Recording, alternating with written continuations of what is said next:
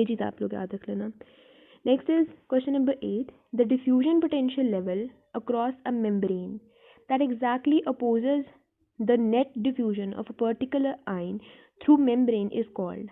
अच्छा, एक ऐसा पोटेंशियल लेवल मेम्ब्रेन के अक्रॉस जो कि नेट डिफ्यूजन एक किसी भी पर्टिकुलर आयन की थ्रू द मेम्ब्रेन को अपोज कर रहा है, ये क्या चीज़ है? It is the definition of Nernst potential. अब इसका मतलब क्या है कि एक ऐसा पोटेंशियल जनरेट कर दिया गया है जो कि किसी एक पर्टिकुलर आयन की मूवमेंट को अपोज करेगा, एग्जैक्टली अपोज करेगा। ठीक है, ये आपके पास नर्न्स पोटेंशियल की डेफिनेशन है। एक ऐसा पोटेंशियल है जो कि किसी पर्टिकुलर आयन, हर आयन के लिए अलग है। इसका एक फॉर्मूला होता है, वो कैसे है? ये EMF is equal two plus minus 61/Z multiply log into concentration inside over outside. तो ये हमारे पास इसका फॉर्मूला है, वो उसकी डेफिनेशन है। इसके अलावा बाकी ऑप्शंस में क्या चीज़ें दी हुई हैं? ये इलेक्ट्रोकेमिकल ग्रेडियंट है, इलेक्ट्रोकेमिस्ट्री इलेक्ट्रोकेमिकल ग्रेडियंट है। ये ग्रेडियंट क्या है? इलेक्ट्रिकल ग्रेडियंट क्या होता है कि ड्यू टू चार्ज डिफरेंस, और केमिकल ग्रेडियंट क्या होता है? Due to the concentration gradient difference जो होता है। तो इलेक्ट्रोकेमिकल क्या हुआ? चार्ज और कॉन्सेंट्रेशन ग्रेडियंट जो है that is electrochemical gradient. Conductance किसे बोलते हैं? कि आयन का जो फ्लो है अक्रॉस ए मेम्ब्रेन, इस फ्लो को हम कंडक्टेंस बोलते हैं। और नेट फोर्स क्या होती है? It is basically just relative force जो कि किसी भी आयन की डिफ्यूजन को ड्राइव कर रही है, तो उस फोर्स को हम क्या कहते हैं? Net force. तो इसमें जो ये डेफिनेशन है that is the definition of Nernst potential. Alpha is the right answer. ठीक है, next 9th is the interval of time during which a normal impulse can not re excite an already excited nerve fibre. अच्छा, इसमें बात क्या हो रही है कि अगर एक नर्व फाइबर है वो ऑलरेडी एक्साइटेड है, उसको एक टाइम पीरियड ऐसा है जब मैं चाहे जितना मर्जी स्ट्रॉन्ग स्टिमुलस दे रही हूँ वो दोबारा री एक्साइट नहीं किया जा सकता। इस पीरियड को हम क्या कहते हैं? तो इस पीरियड का नाम होता है refractory period. Charlie is the right answer.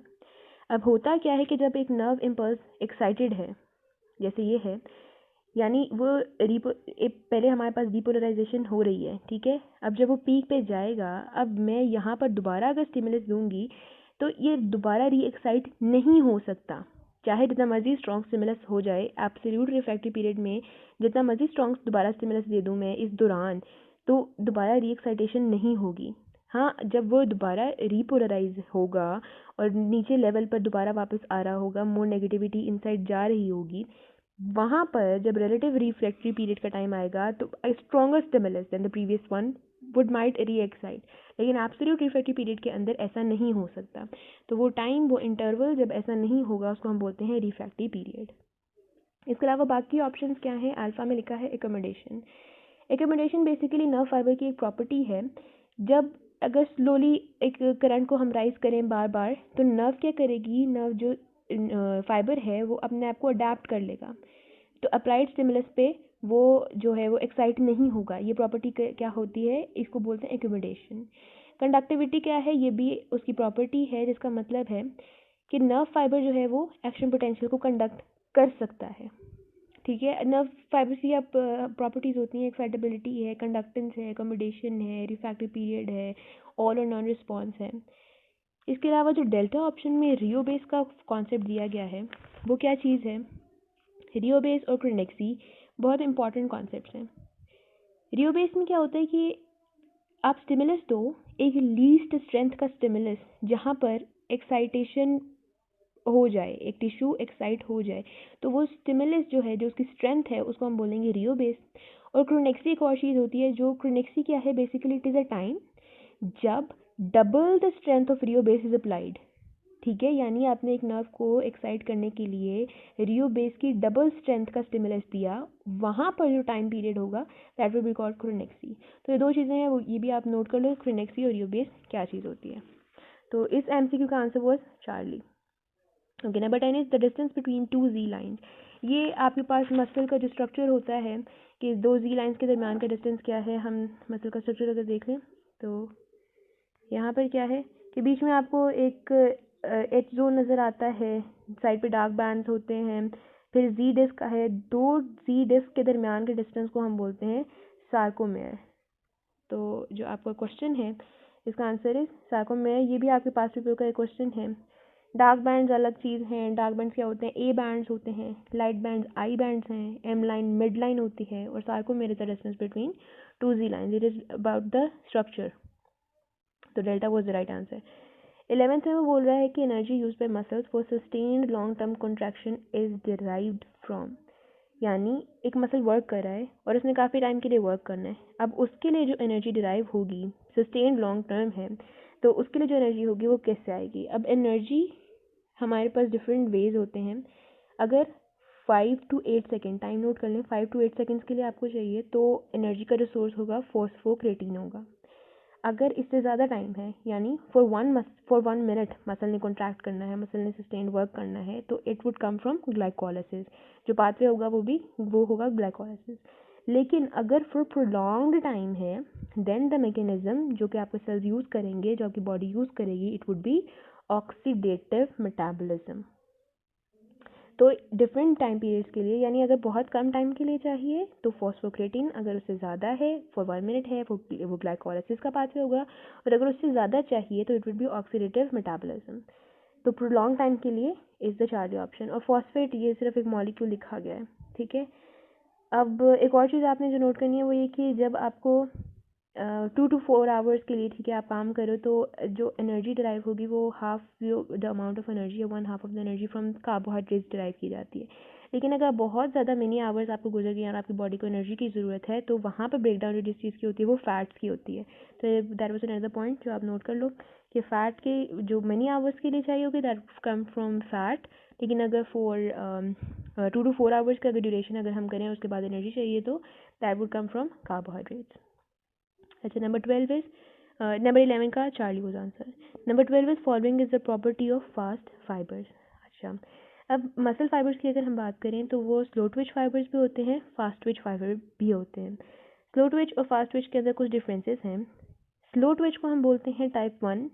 Slow Twitch fibres जो होते हैं दैट आर रेड मसल्स, जिसके अंदर एक्सटेंसिव ब्लड सप्लाई होगा, बहुत ज़्यादा अमाउंट में माइटोकॉन्ड्रिया प्रेजेंट होगा, और उनको हम लॉन्गर पीरियड ऑफ वर्क के लिए यूज़ करेंगे। लेकिन इसके बरक्स अगर हम फास्ट फाइबर्स देखें तो ये बिल्कुल ऑपोजिट होगा। उसको टाइप 2 फाइबर्स कहते हैं, फास्ट फाइबर्स को। ये वाइट फाइबर्स होते हैं, इसके अंदर ब्लड सप्लाई इतना एक्सटेंसिव नहीं है, माइटोकॉन्ड्रिया की अमाउंट इतनी ज़्यादा नहीं होती, और फास्ट फाइबर्स को हम शॉर्टर पीरियड के जो काम हैं उसके लिए यूज़ करते हैं, शॉर्टर कॉन्ट्रैक्शन शॉर्टर पीरियड्स के लिए। तो इन प्रॉपर्टीज़ को अगर मद्देनज़र रखते हुए हम देखें तो हमारे पास डेल्टा ऑप्शन फास्ट फाइबर्स की है, अल्फ़ा, बीटा और चार्ली ऑप्शन जो है वो स्लो ट्विच फाइबर्स की प्रॉपर्टीज़ हैं। तो delta is the right answer.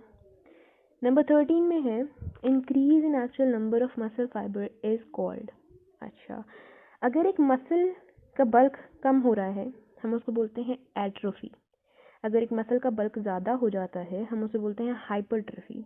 लेकिन अगर हम मसल फाइबर्स के नंबर को इंक्रीज कर रहे हैं, this thing is called hyperplasia. Plasia is related to number not bulk, ठीक है। अच्छा, तो alpha is the right answer, plasia is related to number. Hypertrophy was कि मसल फाइबर जो है वो उसका साइज इंक्रीज कर जाता। मसल फटीग क्या होता है कि अगर लॉन्ग टाइम के लिए किसी मसल को यूज़ किया जाता है स्ट्रॉन्ग कॉन्ट्रैक्शन के लिए, तो एक वेल नोन स्टेट है जिसको हम बोलते हैं मसल फटीग, मसल थक जाता है, उस चीज़ को बोलते हैं मसल फटीग। और जो डेल्टा ऑप्शन में रिगो मोटिस है that is again an important concept.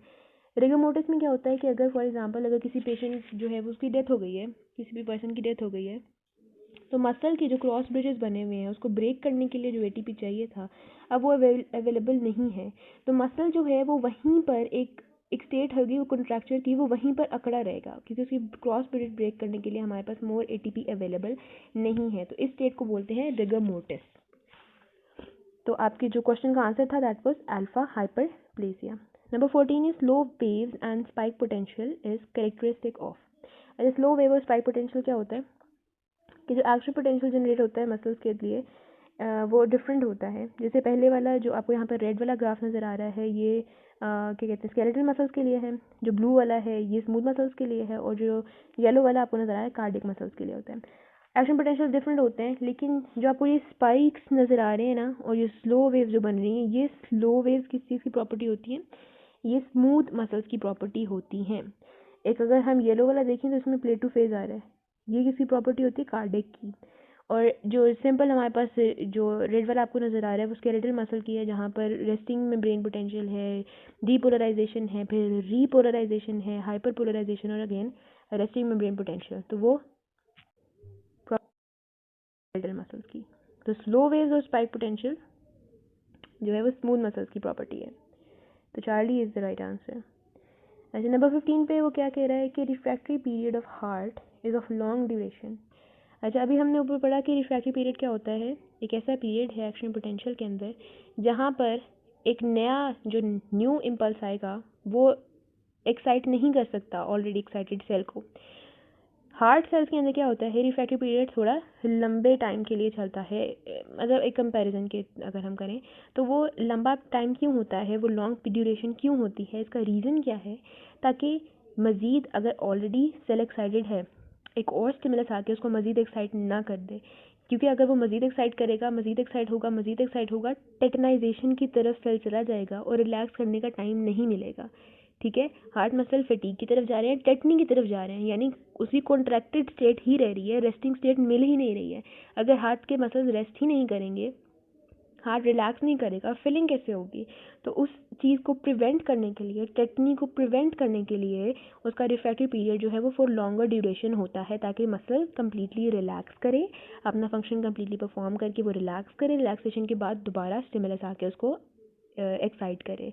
तो इसमें अगर हम देखें तो store much calcium, no. To prevent tetany, yes. To prevent tetanization, beta is the right answer. Charlie में देखा है to produce same effect as skeletal muscle, नहीं, स्केलेटल मसल के अंदर टेटनाइजेशन जो है पॉसिबल होती है। To control the amount of blood, no. The reason is to prevent tetanization, ताकि वो टेटनिंग की तरफ मत जाए, वो कॉन्ट्रैक्टेड स्टेट में ही ना रहे बल्कि रेस्टिंग स्टेट को भी अचीव करे। ठीक है जी, नंबर 16 के अंदर सीक्वेंस पूछा गया है कि अगर 1 आइसोमेट्रिक रिलैक्सेशन है, 2 डायस्टेसिस है, 3 रैपिड वेंट्रिकुलर फिलिंग है, 4th एट्रियल सिस्टोली है, तो correct sequence of phases in cardiac cycle, यानी कार्डियक साइकिल क्या है? एक पूरा साइकिल जब हार्ट बीट करेगा, उस पूरे साइकिल के दौरान जो सीक्वेंस चल रहा होता है वो क्या होता है? अब ये सीक्वेंस आप नोट कर लें। सबसे पहले होती है आइसोमेट्रिक रिलैक्सेशन, फिर होगी रैपिड वेंट्रिकुलर फिलिंग, फिर होता है डायस्टेसिस, फिर एट्रियल सिस्टोली, फिर आइसोवोल्यूमिक कॉन्ट्रैक्शन और फिर लास्ट पे होता है पीरियड ऑफ इजेक्शन। तो अगर ये चार जो चीज़ें हमें दी गई हैं इसके हिसाब से सबसे पहले आना चाहिए 1 आइसोमेट्रिक रिलैक्सेशन, उसके बाद आना चाहिए रैपिड वेंट्रिकुलर फिलिंग यानी 3, फिर डायस्टेसिस यानी 2 और फिर आना चाहिए एट्रियल सिस्टोली यानी 4। 1, 3, 2 एंड 4 दैट इज अल्फा, और बाकी सीक्वेंस जो भी होगा वो गलत होगा। तो 16 का आंसर इज अल्फा। 17th के अंदर क्या कह रहा है? Fraction of and diastolic volume that is rejected is called, यानी अगेन हमें एक डेफिनेशन दी गई है और वो पूछ रहा है कि किस चीज़ की डेफिनेशन है। तो अगर हम चारों ऑप्शंस को देखें, अल्फा क्या चीज़ है? And diastolic volume. डायस्टोली में क्या होता है कि हार्ट मसल जो है वो रिलैक्स करेंगे, रिलैक्सेशन के एंड पे जो वॉल्यूम ईच वेंट्रिकल के अंदर होगा उसको हम बोलते हैं एंड डायस्टोलिक वॉल्यूम। कितना होता है? 110 to 120 ml। तो ये it is not the definition here. Beta में क्या है? End systolic volume. ये क्या होता है कि at the end of systole यानी at the end of contraction जो वॉल्यूम रह जाता है हार्ट के अंदर ईच वेंट्रिकल के अंदर, वो कितना होता है? 40 to 50 ml। तो again it is not the definition here. Charlie is ejection fraction. तो इजेक्शन फ्रैक्शन क्या होता है कि एंड डायस्टोलिक वॉल्यूम का वो पार्ट जो कि इजेक्ट किया गया है इसको बोलते हैं इजेक्शन फ्रैक्शन। तो ये डेफिनेशन जो है वो बिल्कुल फिट करी है और इसकी वॉल्यूम कितना होता है? It is 60%। लास्ट पे जो चीज़ दी गई है स्ट्रोक वॉल्यूम, क्या होता है कि कार्डियक जो साइकिल आपका रन करता है उसके अंदर ईच कार्डियक साइकिल के अंदर जो वॉल्यूम इजेक्ट किया जाता है उसको बोलते हैं स्ट्रोक वॉल्यूम। ये कितना होता है? इसको ये होता है 70 ml। तो यहाँ पर जो हमारे पास ऑप्शन बनती है दैट इज़ चार्ली, जो कि इसकी एग्जैक्ट डेफिनेशन है और इसकी अमाउंट होती है 60%। नेक्स्ट